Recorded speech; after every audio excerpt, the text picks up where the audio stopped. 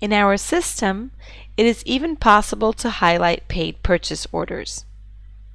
In order to enable that feature, you have to go to Administration and select the User tab. In the settings for each user, you will be able to activate the Payment button.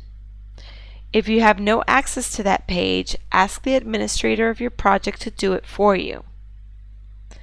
After the Payment button has been enabled, go to the View section where you would mark purchase orders as paid.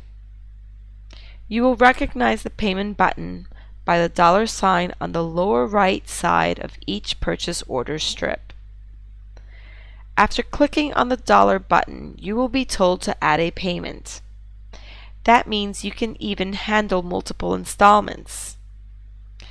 Let's add in this example a first payment of $300 US. The only thing you have to do is to add a date, the net total, and optionally an invoice number, description, and the name for that payment. Let's keep all optional fields blank this time. As you can see, the system recognized the payment number automatically and shows the outstanding amount based on the approved purchase order net total at the top. That way, you can keep track of the status quo of each PO.